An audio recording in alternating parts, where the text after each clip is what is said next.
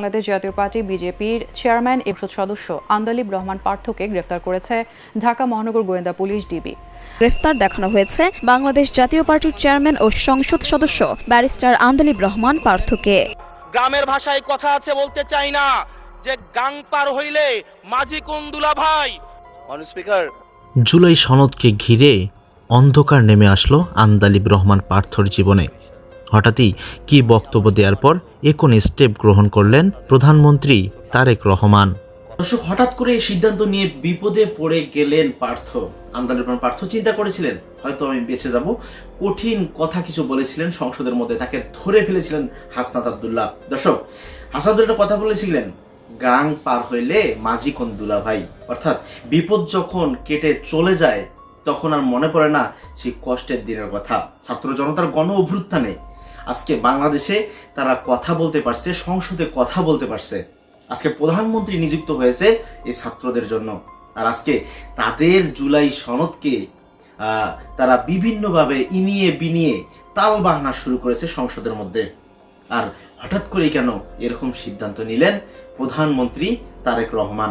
চলুন আমরা সরাসরি দেখে থাকি কি ঘটনা ঘটলো। তবে আমরা সংশ্লিষ্ট ভিডিওটিতে দেখব। আমরা এই সংশ্লিষ্ট ভিডিওটি দেখার পর আমরা পরে আসল ভিডিও করেছি একটু পরে দেখছি, তাই না টেনে সম্পূর্ণ ভিডিওটি দেখতে থাকুন। চলুন দেখা যাক। গ্রামের ভাষায় কথা আছে বলতে চাই না যে গাং পার হইলে মাঝি কোন দুলা ভাই। মাননীয় স্পিকার, আপনাকে ধন্যবাদ মুলতবি প্রস্তাবের উপরে বক্তব্য প্রদানের সুযোগ দেওয়ার জন্য। মাননীয় স্পিকার, কিছুক্ষণ আগে আমাদের সর্বশ্রদ্ধেয় মাননীয় সাংসদ আন্দালিব রহমান পার্থ যখন বক্তব্য দিচ্ছিলেন, উনি যখন বললেন যে সংবিধান যারা ছুঁড়ে ফেলতে চায় তাদেরকে স্বাধীনতা বিরোধীর সাথে উনি অ্যালাইন করলেন, ট্যাগ করলেন মাননীয় স্পিকার।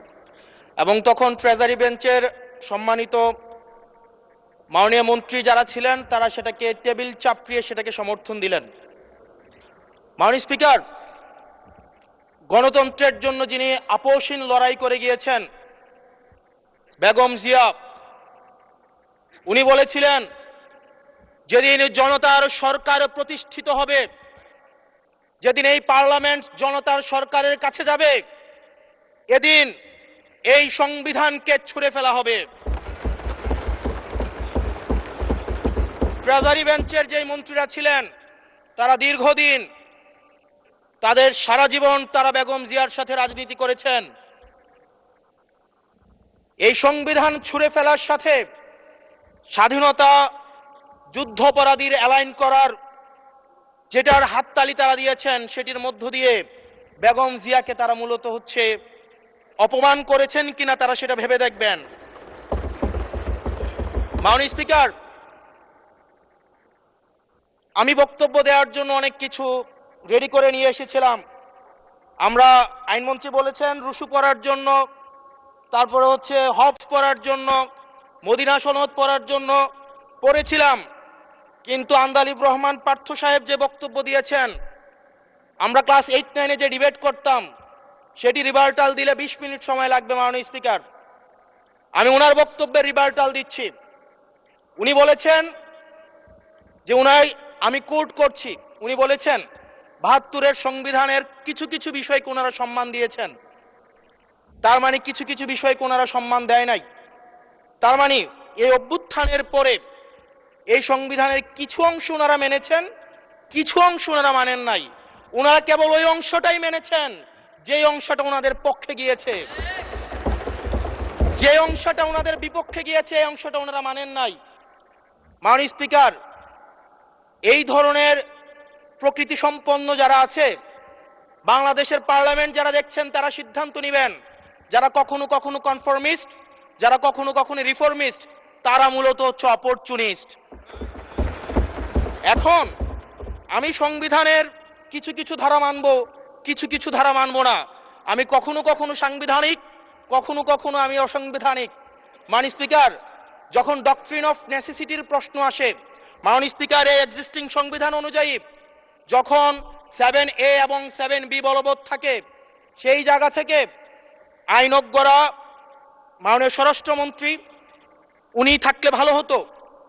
ডক্ট্রিন অফ নেসেসিটি, মাননীয় স্পিকার, 48(3) অনুযায়ী রাষ্ট্রপতি সুপ্রিম কোর্টের মাধ্যমে একটা এই 106 অ্যাডভাইজরি একটা রুল আছে মাননীয় স্পিকার। এই অ্যাডভাইজরি রুলের মাধ্যমে সংবিধানের ফান্ডামেন্টাল কোনো বিষয় কম্প্রোমাইজ করা যায় না। মাননীয় স্পিকার, যদি আমি এই সংবিধান মানি তাহলে এই অন্তর্বর্তীকালীন সরকারের বৈধতা প্রশ্নবিদ্ধ হয়। মাননীয় স্পিকার, যদি এই সংবিধানকে আমি ধারণ করতে চাই, মেনে চলতে চাই, সেদিন 64 বিধি অনুযায়ী অ্যাটর্নি জেনারেল নিয়োগ দেওয়া হয়েছিল 6 আগস্ট। মাননীয় স্পিকার, এই সংসদে প্রশ্ন রাখতে চাই, তৎকালীন বর্তমান রাষ্ট্রপতি চুপ্পু, তখন বলা হয়েছে অ্যাটর্নি জেনারেল নিয়োগ দেওয়ার ক্ষেত্রে প্রধানমন্ত্রীর সাথে আলোচনা করতে হবে। সেদিন কোন প্রধানমন্ত্রীর সাথে আলোচনা করা হয়েছিল সেটা আমাদেরকে অ্যাটর্নি জেনারেল জানাবেন। যেই হিয়ারিংটা হয়েছিল এই হিয়ারিংয়ে উনি উপস্থিত ছিলেন কিনা, তখনকার সময় যিনি প্রধান বিচারপতি ছিলেন ওবায়দুল হক, তিনি তখন কোথায় ছিলেন, সেই রায়ের কপিটা আমরা দেখতে চাই। মাননীয় স্পিকার, আপনি যখন বেগম জিয়াকে 6 আগস্ট সর্বপ্রথম ছাত্র জনতা যখন সিদ্ধান্ত নিয়েছিল আর এক মুহূর্ত বেগম জিয়াকে কারাগারে থাকতে দিবে না, বেগম জিয়াকে রাষ্ট্রপতির আদেশের মধ্য দিয়ে বেগম জিয়াকে সেদিনই কারাগার থেকে যেই জুলুমের মধ্যে রাখা হয়েছিল সেটা থেকে ছাত্র জনতার রায়ের মধ্য দিয়ে সেখান থেকে বের করে আনা হয়েছিল। মাননীয় স্পিকার, যদি এই সংবিধানকে বাইবেল ধরে নেই, এই সংবিধানকে যদি গসপেল ধরে নেই, এই গসপেলের পুরোহিত অনুযায়ী যেভাবে ভ্যাটিকান সিটি চলে সেটা যদি আমরা ধরে নেই, তাহলে মাননীয় স্পিকার সেদিন বেগম জিয়া জেল থেকে বের হতে পারেন না। মাননীয় স্পিকার, সেদিন বেগম জিয়া জেল থেকে বের হয়েছিল অভ্যুত্থানের জনরায়ের ভিত্তিতে। মাননীয় স্পিকার, আপনারা বলছেন আপনারা ঠিক সেই জায়গায় আপনারা সংবিধানকে আপনারা মানছেন যেই জায়গায় সংবিধান থেকে আপনারা বেনিফিটেড হবেন। মাননীয় স্পিকার, গ্রামের ভাষায় কথা আছে, বলতে চাই না, যে গাং পার হইলে মাঝি কুন্দুলা ভাই।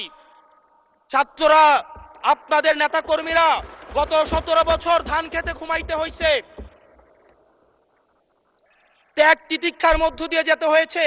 মহাসচিব কান্না করে বলেছে তাদের নেতা কর্মীরা ঢাকায় এসে রিক্সা চালিয়ে জীবন নির্বাহ করত।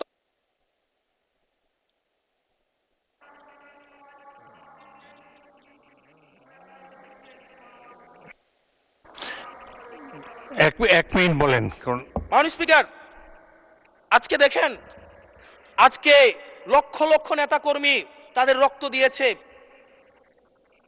ফ্যাসিবাদ বিরোধী প্রত্যেকটি রাজনৈতিক দল, কোন রাজনৈতিক দলকে বিশেষভাবে আমি আলাদা করতে চাই না, ফ্যাসিবাদ বিরোধী প্রত্যেকটি রাজনৈতিক দলের রক্ত, শ্রম, ঘামের মধ্য দিয়ে এই হাসিনার পতন হয়েছে।